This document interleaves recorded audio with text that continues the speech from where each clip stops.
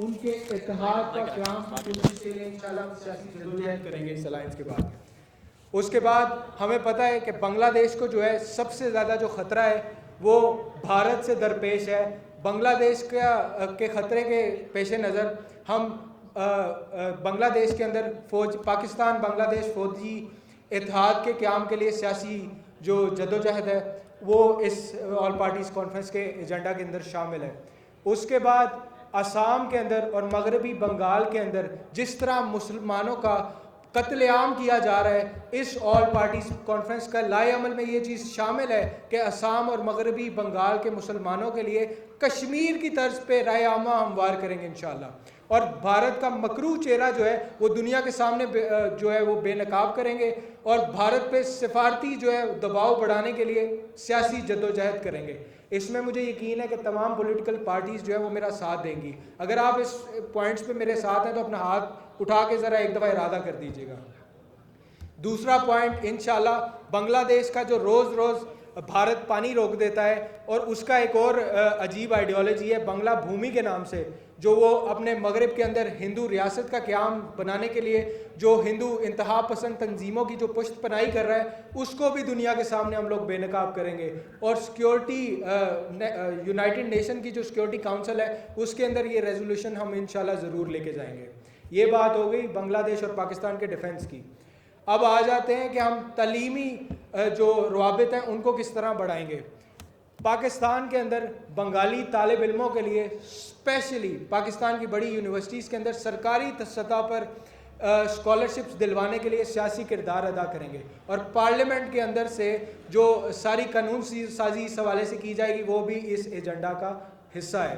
اس کے بعد جیسے ڈاکٹر صاحب نے بھی کہا، شاہد نذیر چودھری صاحب نے بھی کہا، سب نے یہ بات کی کہ جو بزرگان بنگال ہیں، ہمارے بنگال کے جتنے بزرگ ہیں، ان کا پاکستان بنانے میں ایک بہت بڑا کردار ہے۔ تو یہ کس طرح ہو سکتا ہے کہ ہماری جو آنے والی نسل ہے وہ ہمارے بنگال کے بزرگان اور بنگال کے جو ہیروز ہیں جنہیں ہمیں ٹریبیوٹ دینا چاہیے ہماری نسل کو، ان کو ہم بھول جائیں گے؟ تو ان جو بزرگان بنگال ہیں ان کا تذکرہ ہم کوشش کریں گے کہ پاکستان کا جو سلیبس ہے یا تعلیمی نصاب ہے اس کے اندر شامل کیا جائے بزرگان بنگال کو، جن کا پاکستان بنانے میں حصہ تھا۔ اور پاکستان کی جو بڑی اور اہم شاہراہیں ہیں اس کے ان صحراؤں کو جو ہے جو روڈز ہیں ان روڈز کو جو ہے ان بزرگان کے نام سے منسوب کرنا اس ایجنڈا کے اندر شامل ہوگا۔ اس کے بعد آپ آ جائیے، جیسے آمنہ عثمان صاحبہ نے بات کی، بہت ویلڈ پوائنٹ تھا۔ جس طرح آج کے یو نیم اٹ، آپ زبان کا نام لیجئے، فرینچ، ڈچ، جرمن، انگلش، فارسی، عربی، جس زبان کا آپ نام لیجئے پاکستان کے اندر پڑھائی جا رہی ہے۔ اسی طرح بنگالی زبان کے فروغ کے لیے یونیورسٹیز کے وائس چانسلر سے ہم ملیں گے، اور باقاعدہ بنگالی زبان کے فروغ کے لیے یونیورسٹیز کے اندر ڈپارٹمنٹس کا قیام جو ہے وہ ہمارے اس لائحہ عمل کے اندر شامل ہوگا۔ اس کے بعد دوسرا ایک بڑا زبردست اور مزیدار جو ہے ہم لوگوں کا پوائنٹ بیچ میں آ جاتا ہے، جو سفارتی نوعیت میں آج تک میرا نہیں خیال کہ کسی ملک نے دوسرے ملک کے ساتھ دوستی کرنے کے لیے یا پھر معاملات کو آگے بڑھانے کے لیے کبھی کیا ہوگا۔ وہ پوائنٹ یہ ہے کہ پاکستان اور بنگلہ دیش کے مابین میرج بیورو کا قیام۔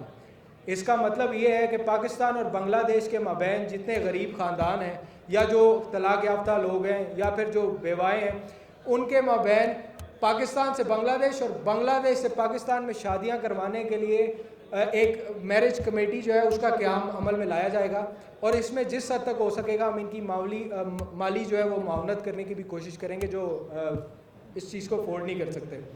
اس کے بعد پاکستان کے اندر کام کرنے والی سرکاری غیر سرکاری جو این جی اوز ہیں ان کے دائرہ کار کو جو ہے وہ بنگلہ دیش تک پھیلانے کا ہم لوگ انشاءاللہ سیاسی جدوجہد کریں گے، اور بنگلہ دیش کے جو پسماندہ علاقے ہیں ان میں ہاسپٹلز، فلاحی ادارے اور اسکولوں کا قیام جو ہے وہ ہمارے اس ایجنڈا کے اندر شامل ہے۔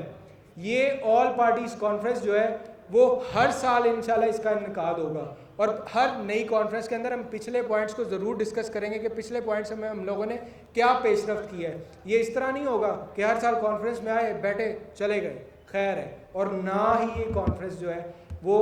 یا لاہور کے اندر بیٹھ کے ہوگی۔ یہاں جتنے یوتھ پریزیڈنٹس بیٹھے ہیں انشاءاللہ اگلی کانفرنس سالوں بعد نہیں، بہت جلد ڈھاکہ کے اندر ہم لوگ اگلی کانفرنس میں بیٹھے ہوں گے اور ہم لوگ اس کا عملی جو آپ نظریہ ہے نا وہ دیکھ رہے ہوں گے اور آپ بولیں گے کہ کامران عثمانی جو ہے نا وہ خالی باتیں کرنے والا بندہ نہیں ہے. ٹھیک ہے, جس ایشو پہ الحمدللہ ہم لوگ نکلے ہیں نا, میں صرف اپنے آپ کو نہیں کہوں گا, میرے ساتھ میرے سارے شہزادے بیٹھے ہیں, سارے یوتھ پریزیڈنٹس بیٹھے ہیں. میں سر جھکا کے ان کو سب کو سلام کرتا ہوں کہ میرے دوستوں نے جس طرح میرا ساتھ دیا ہے, الحمدللہ اللہ تعالیٰ ایسے دوست سب کو دے. تو یہ سارے دوست مل کے, کسی ایک فرد واحد یا کسی ایک پارٹی کا ہی کام نہیں ہوگا, تمام پولیٹیکل پارٹیز مل کے ایک ایسا الائنس بنائیں گی جس کو ہم ڈیجیٹلی فیس بک, واٹس ایپ اور ان چیزوں کے تھرو کنیکٹ کریں گے. صوبائی سے لے کے تحصیل لیول تک صرف پاکستان بنگلہ دیش کے لیے ہم لوگ تنظیم سازی کریں گے. اور ہر پولیٹیکل پارٹی کے اندر ہمارا ایسا انفلوئنس ہوگا کہ جب کسی پولیٹیکل پارٹی اقتدار میں آتی ہے تو ہم اسے, اس کے جو ہمارے ریپرزینٹیٹیوز ہوں گے وہ اپنی پولیٹیکل پارٹی کو کہہ سکے گی کہ بھائی جاؤ پاکستان بنگلہ دیش کی دوستی کی بات کرو اور جہاں جہاں معاملات رکے ہوئے ہیں ان کو آگے لے کے چلیے. اس کے بعد انشاءاللہ ایک پوائنٹ اور بھی ہے, پاکستان ٹیلی ویژن ڈھاکہ کا قیام, مطلب یہ پاکستانی نشریات کو جو ہے وہ بنگالی میں کنورٹ کر کے ڈھاکہ کے اندر اور بنگلہ دیش کے اندر چلانے کا انتظام کرنے کے لیے ہم سیاسی جدوجہد کریں گے. اس کے بعد بنگلہ دیش ٹیلی ویژن اسلام آباد کا قیام, مطلب یہ کہ بنگالی نشریات کو اردو زبان میں کنورٹ کر کے پاکستان میں چلانے کے لیے ہم لوگ جو ہے اپنا ایک سیاسی کردار ادا کریں گے.